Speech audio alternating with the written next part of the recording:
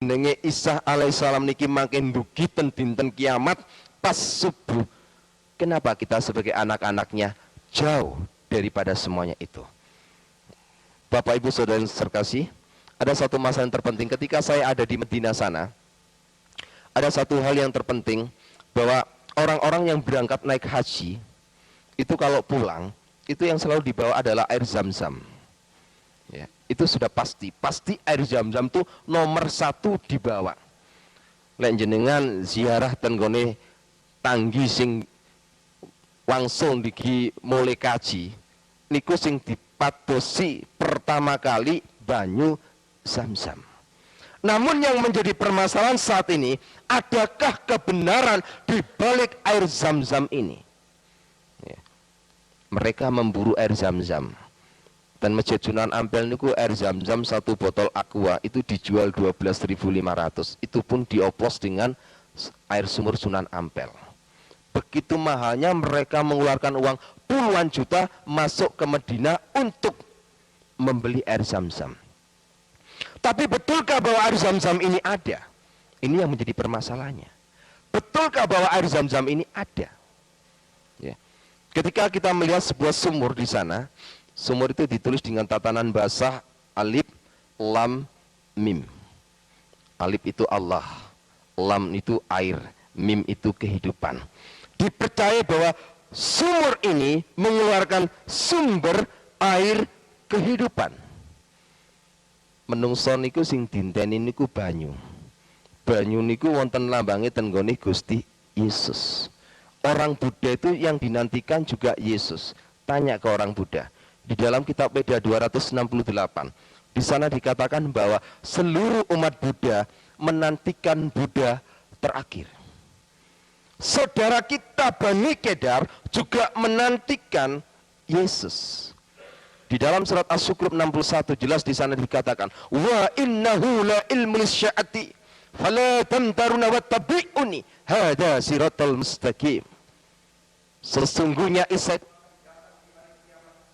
hakiman adila, dia akan menjadi hakim yang adil. Ya, itu ada dalam surat As-Sukrub 61. Menjadi hakim yang adil. Fala tamtaruna wattabi'uni hada siratal mustaqim. Apa kata Isa di sana? Ikut aku. Aku ini jalan yang lurus.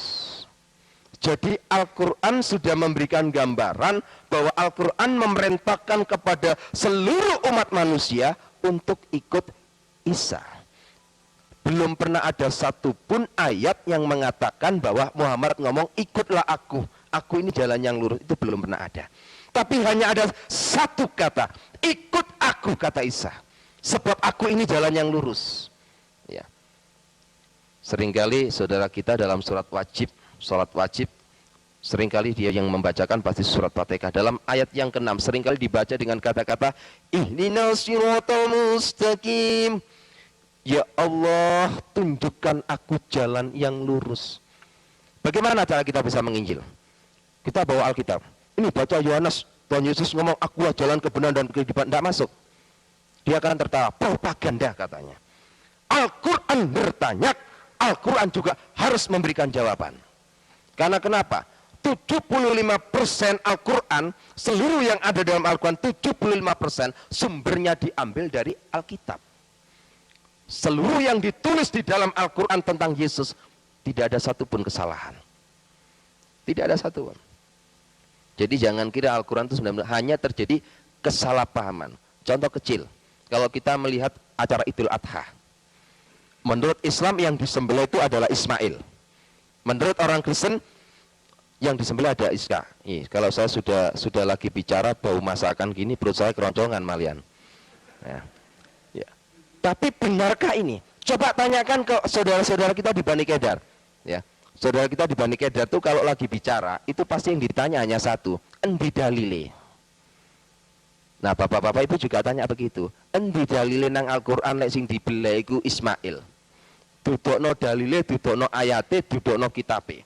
Tidak ada satupun ayat yang menyampaikan bahwa yang disembelih itu adalah Ismail. Nggak ada satupun ayat. Ya.